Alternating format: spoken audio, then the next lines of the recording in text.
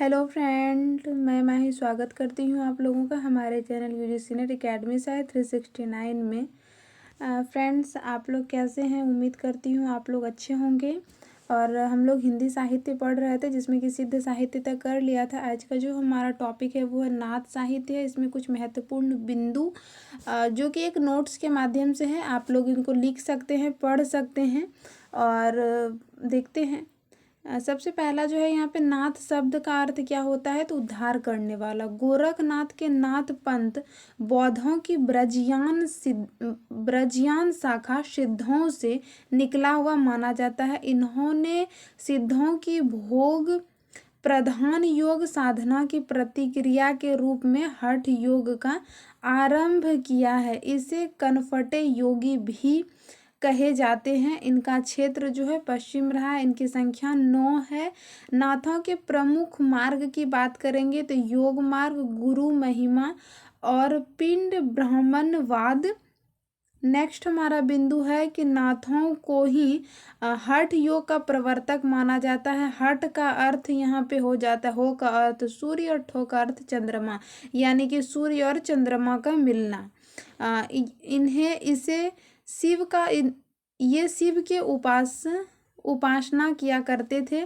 हिंदी साहित्य में षडचक्र वाला योग मार्ग जो है वो गोरखनाथ ने शुरू किया था। नाथ साहित्य के आरंभकर्ता गोरखनाथ को माना जाता है।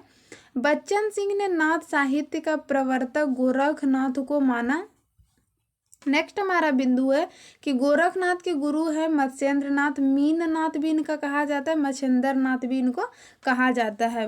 मत्स्येंद्रनाथ को चौथे बौद्धिस्त अवलोकितेश्वर के नाम से भी जाना जाता है और मत्स्येंद्रनाथ का वास्तविक नाम विष्णु शर्मा है। गोरक्ष सिद्धांत ग्रंथ आचार्य रामचंद्र शुक्ल के अनुसार नाथों के क्रम, यानी कि नाथों की संख्या 9 है और क्रम से भी हमारे क्वेश्चंस बनते हैं। तो यहाँ पे दो तरह के हैं, जैसे कि गोरख सिद्धांत, तो ये ग्रंथ है, उनके आधार पर आचार्य रामचंद्र शुक्ल दोनों एक ही तरह से मानते हैं। नागार्जुन, जड़भरत, हरिश्चंद्र, सत्यनाथ, भीमनाथ, गोरक्षनाथ, चपटनाथ, जलंधरनाथ, मल्लिकार्जुन, तो ये इनका हो गया। इनको मैंने ट्रिक भी बहुत पहले ही शेयर की, मतलब मैंने शेयर किया था।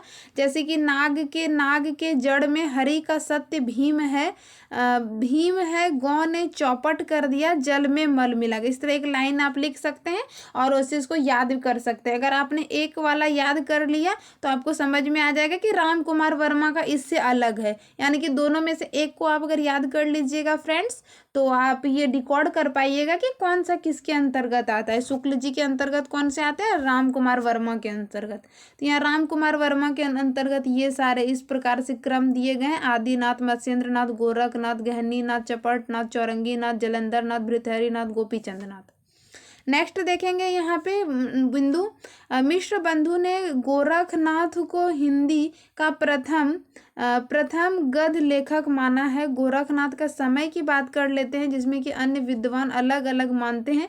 तो राहुल सांकृत्यायन जी ने 845 ईस्वी, हजारीप्रसाद प्रसाद द्विवेदी 9वीं सदी, आचार्य रामचंद्र शुक्ल और राम कुमार वर्मा ने 13वीं सदी, पीताम्बर दत्त बड़थवाल ने जो है वो 11वीं सदी को माना है। डॉक्टर पीताम्बर दत्त बड़थवाल ने गोरखनाथ के 14 ग्रंथों को प्रमाणिक मानकर गोरख बानी नाम से क्या किया था? प्रकाशित किया था। और यहाँ पे गोरखनाथ की प्रमुख रचना देख लेते हैं कौन कौन सी आती है, जिसमें कि है यहाँ पे शाबदी पद, प्राण संकिलनी, समतावर, 15 तिथि, पंच मात्रा, नरवे बोध, अभय नात्रा, जोग, शिव्या दर्शन, आत्मबोध, मत्स्येंद्र, गोरख बोध, रोमावली, ज्ञान तिलक, ज्ञान चौतीसा। आत्मबोध को अप्रमाणिक माना जाता है। यहाँ पे इन रचनाओं में जो है आत्मबोध, ऐसे भी क्वेश्चंस बन सकते हैं, इनमें से कौन सी रचना जो अप्रमाणिक है, या फिर तो दोनों तरफ से यहाँ पे क्वेश्चंस आ जाते हैं हमारे प्रमाणिक और अप्रमाणिक को लेकर। तो नेक्स्ट है हमारा एक नया पॉइंट जो इसमें है कि इनकी प्रमुख प्रवृत्तियां क्या रही थी, जिन्हें सिद्ध साहित्य की क्या प्रवृत्तियां थी, उनके पतन का क्या कारण था, वो भी मैंने बताया था। उसी प्रकार इनकी प्रमुख प्रवृत्तियां या फिर हम बोल सकते हैं इनकी क्या विशेषता रहे हैं। महासुखवाद के विरोध में नाथ पंथ का उदय हुआ। पंच मकारों को नकारा, नारी भोग का विरोध किया है, योग मार्ग पर बल दिया है फ्रेंड्स, विरोध नहीं किया है इन्होंने, योग मार्ग का अनुसरण किया, यानी कि ये वाला यहाँ पे गलत है, योग मार्ग का अनुसरण किया है। ईश्वर को घट घट वासी माना है, गुरु को ईश्वर मानते हैं, हठ योग किया है और सिद्धों की परंपरा का ये विकसित रूप है, यानी कि और फिर यहाँ पे भारत का पश्चिमोत्तर भाग इनका रहा है। तो यानी कि यहाँ पे जो कहा गया है कि सॉरी फ्रेंड्स, यहाँ पे एक मिनट, इनका यहाँ पे एक जगह मैंने देखा तो पूर्वी भाग रहा है, तो मुझे ये कन्फ्यूज़न है फ्रेंड्स, मैं कमेंट सेक्शन में दे दूँगी, यहाँ पे पूर्वी भाग ही होना चाहिए। तो फ्रेंड्स यहाँ पे क्या था कि जो हमारा सिद्ध साहित्य था उनमें जो कुछ कमी आ गई थी, उनकी जो प्रवृत्ति में, उनकी जो विशेषता में जो नहीं होना चाहिए, जैसे कि पंचमकार का वो प्रयोग करते थे, उन सब कारणों से ना अत्याचार बहुत होने लगा था, जिस कारण से क्या किया था, नाथ पंथ ने जन्म लिया। तब देखते हैं कुछ विभिन्न विद्वानों के मत जो नाथ साहित्य के बारे में क्या क्या दिए गए हैं। राहुल सांकृत्यायन कहते हैं कि नाथ पंथ सिद्धों की परंपरा का ही विकसित रूप है। हजारी प्रसाद द्विवेदी का कथन है, नाथ पंथ नाथ संप्रदाय के सिद्ध मत, सिद्ध मार्ग, योग संप्रदाय, अवधूत संप्रदाय नाम से भी जाना जाता है। आचार्य रामचंद्र शुक्ल जी का कथन है कि सिद्धों और योगियों की रचना साहित्य कोटि में नहीं आती है, योग धारा काव्य या साहित्य का कोई आधार नहीं माना जा सकता है, यानी कि शुक्ल जी बोलते हैं ना, इन्हीं के कारण तो इन पे जवाब जो देते हैं, पिछले क्लास में मैंने बताया था कि हजारी प्रसाद द्विवेदी कहते हैं कि मतलब कि आध्यात्मिक होना कोई काव्य में बाधक तत्व नहीं है, तो उसी प्रकार है फ्रेंड्स। देखते हैं कुछ और भी इसमें पंक्तियां हैं जो मैं टाइपिंग नहीं कर पाई हूँ। तुलसीदास जी ने भी इनके लिए कहा है कि गोरख जगाया जोग, भक्ति भगाए लोग। फिर है यहाँ पे हजारी प्रसाद द्विवेदी जी का कथन है, इन्होंने अनेक योग और शैव संप्रदाय को तोड़कर बाहरी पंथ शाखा की स्थापना की। ये कहा जा रहा है किसके लिए, गोरखनाथ के लिए ये कहा जा रहा है। फिर यहाँ पे है गोरखनाथ वास्तविक अर्थों में पहले कवि हैं जिसका संत साहित्य ऋणी है। ये भी किसने कहा है, नंद दुलारे वाजपेयी जी ने कहा है। किसके लिए कहा है, तो ये कहा है गोरखनाथ के लिए कहा है। फिर है यहाँ पे चौरंगीनाथ, गोपीचंद चुनकरनाथ और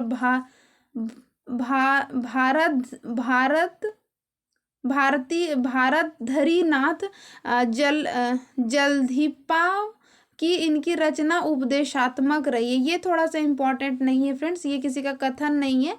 और फिर यहाँ पे देखते हैं कुछ और कथन आ जाते हैं क्या यहाँ पे, जैसे कि आचार्य रामचंद्र शुक्ल का कथन है, गोरखनाथ की हठ योग साधना में ईश्वरोपासक की ब्रह्म विधानों मूर्ति उपदेशात्मक को ही छोड़कर ईश्वरवाद घर के भीतर ही ईश्वर को लेकर चली थी, जिसे कि मुसलमानों के लिए भी आकर्षण था।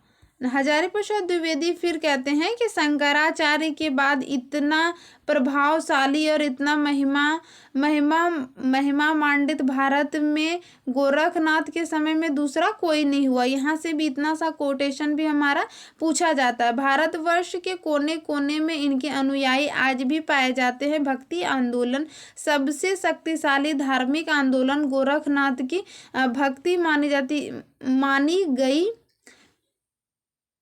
भक्ति मार्ग ही था। गोरखनाथ अपने समय के सबसे बड़े नेता थे। ये कथन किसका, हजारी प्रसाद द्विवेदी ने गोरखनाथ के लिए कहा।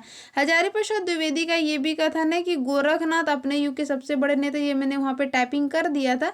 फिर यहाँ पे है बाबू गुलाब रॉय भी गोरखनाथ के लिए कहते हैं, गोरखनाथ प्रथम व्यक्ति थे जिन्होंने सिद्धों के वामाचारी भोग प्रधान पद्धति की प्रतिक्रिया के फल स्वरूप सहज जीवन एवं पवित्र मार्ग का आश्रय लेकर नाथ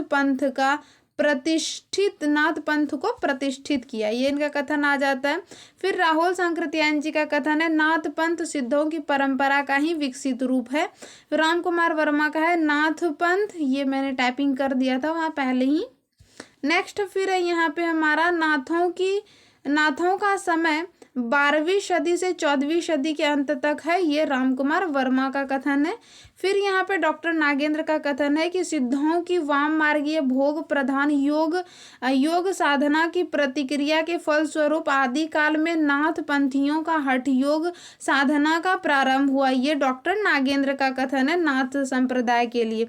नाथों की सबसे बड़ी कमजोरी उनका रूखापन एवं गृहस्थ के प्रति अनादर है, ये हजारी प्रसाद द्विवेदी जी ने इनके बारे में कहा है। फ्रेंड्स, ये रहा मेरा नाथ साहित्य, जिसके मैंने कुछ प्रवृत्तियां, प्रमुख तथ्य और कुछ विद्वानों के कथन जो मैंने आप लोगों से शेयर किया है।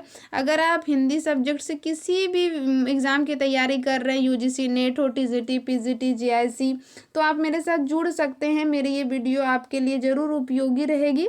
और रही बात इसकी कुछ पंक्तियाँ रह जाएंगी तो वो आपको नॉर्मली सरस्वती पांडे या फिर किसी बुक में मिल जाएंगे, नहीं तो मैं नेक्स्ट वीडियो में पंक्तियों के अर्थ सहित मैं नेक्स्ट वीडियो बना दूंगी। मिलते हैं फ्रेंड्स किसी नेक्स्ट वीडियो में जैन साहित्य के साथ। तब तक के लिए थैंक यू सो मच।